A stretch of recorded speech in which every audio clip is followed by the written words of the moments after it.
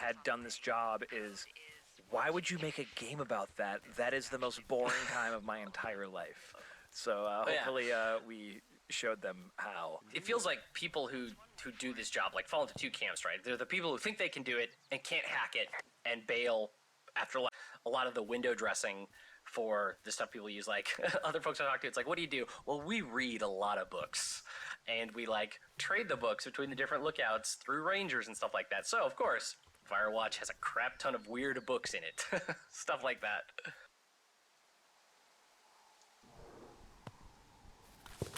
Hi there, it's Jake. And Chris again. Hey, so here we are in the cache box clearing, or at least I guess that's what we call it. There's a lot of cache boxes in Firewatch, but this was the first one that we placed into the game. For a long time, this was the cache box. It was the cache box, even though we knew we wanted to have more. This area was actually one of the first areas that we've built out to any degree that looks like a piece of the world. It was a really good proving ground for us. Like when me and Nels Anderson were grayboxing the world at the very beginning, we tried a million different things. Like maybe this was on the edge of a cliff, or maybe it was a secret that you had to find.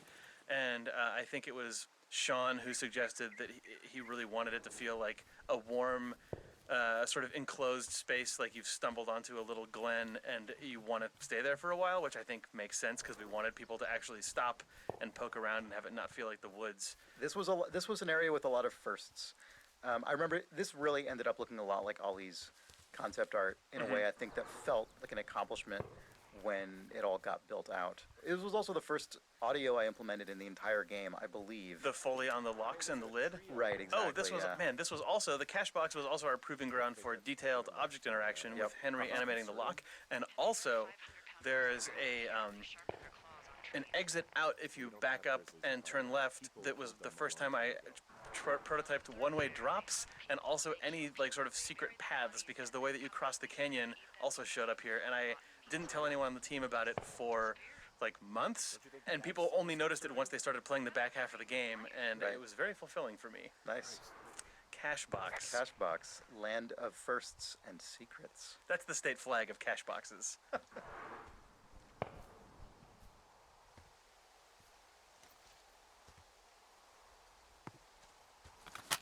Jake. Oh, hey, Sean. You did a neat thing here in the game that I like a lot, which is when you make a dialogue choice with Delilah about what this dangerous hill should be called.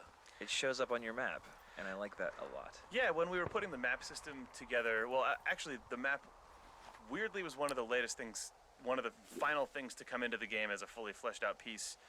But an upside of that is we built the map using a lot of tools we already had. For instance, the system that checks which things you haven't talked about, which things you haven't found in the game. Use the same variable list as our speech system. So when I was putting this together, I realized, oh, not only can I put a mark down on the map when Henry finds it or talks about it, but I can totally look at the same tools we use for dialogue and figure out what the player said and put it on the map. And the end result felt really natural. I actually wish we'd gone a little deeper on it in the game, but I'm really happy with what's in there right now. Also, please name this Shitty Boss Is Gonna Get Me Killed, because that's objectively the best name for the hill. Is that your handwriting? Yeah, you gotta cram that in there, but it's still readable.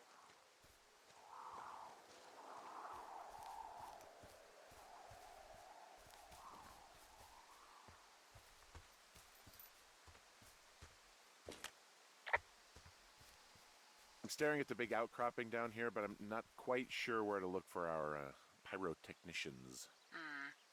Maybe keep heading west toward the lake. Hi, this is Ollie Moss, and I was the art director on Firewatch. I'm Jane. Hi, Jane. Let's talk about this teen let's party talk about zone. Let's talk about the teen zone. So the teen zone is one of the first areas that we used as a sort of art test to see how we would go about building the rest of the game. We knew from the pretty early on that, like, on day one, you will start from the tower, and you will have to head down to the lake, and somewhere in between, you will see some teens, and they're partying. And so we call this the teen zone because this is where all the teen stuff is. Yeah, and it was important to us that the reveal that it was a group of teens was communicated through the level design. So the idea was that you just kind of like walk through some trees and burst out into this scene where a campfire was still burning. And you had a pretty strong idea of what you wanted to look like. Yeah, I just wanted to put some big angular rocks in there, which is basically the like my modus operandi for the entire game. But we wanted to have a big angular sort of rock, which became known as Pride Rock because it looked so much like the rock from the Lion No, King. we did name that Pride Rock, didn't we? That rock does serve as a very strong landmark pretty early in the game, and it kind of does point the player in the right direction. Exactly. Should we talk a little bit about our process for Sure. designing these areas? So in the beginning, when we just have like no concept art, we will just mock it out with just gray, literally just gray boxes and a gray terrain. And then we will take screenshots and give it to Ollie to be like, please pretty this up, Ollie. Oh well, first of all, I'll do a terrible garbage sketch and pitch it to the team. And if people like the gist of it, then we'll go away and do a bit more of a detailed drawing, and then you would go. Yeah, we'll add in some more shapes, and then we just keep going back and forth with paint overs from Ollie. And then it's just a sort of tennis, really, just back and Yeah. forth between the two of us until everyone's happy with what we have. Yeah.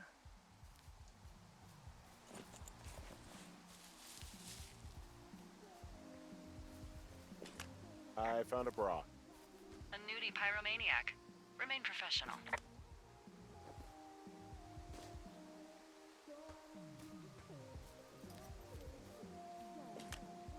There are panties. There are what? I don't want to say that word again. Why, 'cause you're 12?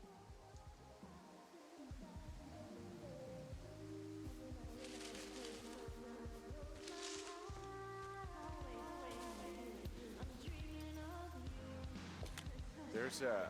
Ooh. Yes?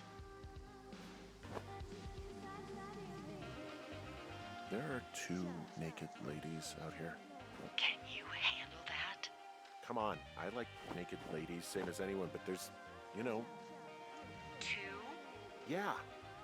I know this will be tough for you, but try to pick your tongue up off the ground and do your job. Okay.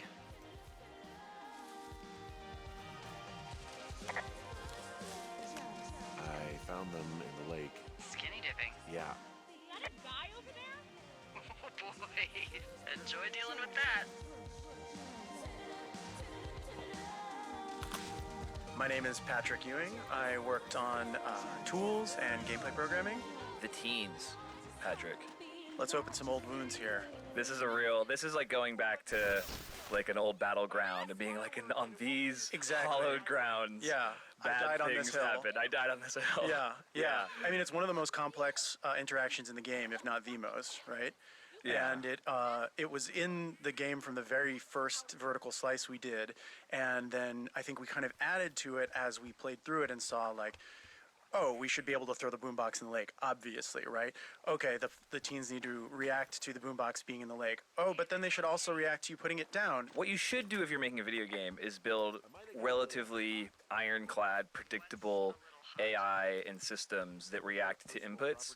But instead, we built a series of relatively flimsy state machines that were like, if this, but not when, and also if. Right. And we're able to create this scene as designed. And Patrick was sort of the shepherd of this scene. So whenever anything would break, if you were to throw the boombox and the teens were not to respond, or you leave with the boombox and they would talk about something else, it was Patrick's job to ferret into the Right. state machine and Right. figure out what was going on. Yeah, and I'm happy with how it turned out. There are so many different ways that this scene can play out now, depending on what you choose to do. Do you throw the fireworks at them? Do you talk to them and then start messing up their stuff and throwing it in? And it ends up being pretty like believable. They feel like real characters.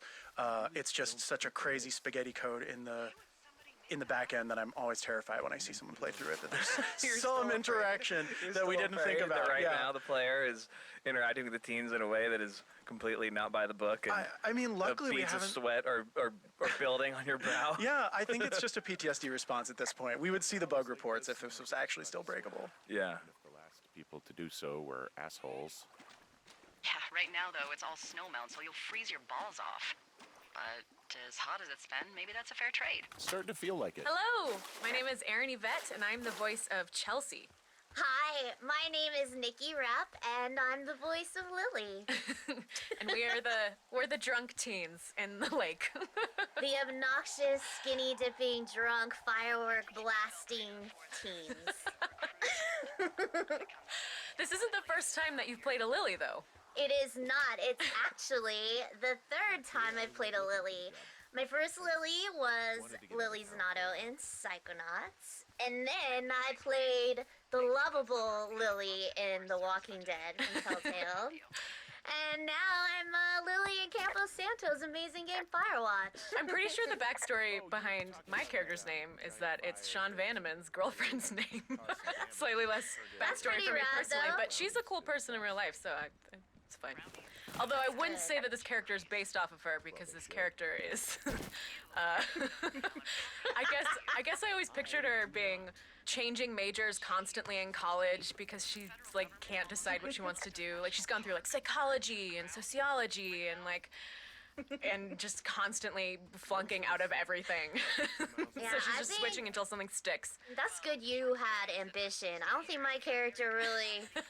I think she just was kind of drunk, cutting class. This isn't the first time that they've done something like this. Not at all. I think they were professionals at it. They were good. They were good at getting people to buy them booze, you know, Totally. that kind of a thing. That's good. Stand outside of 7.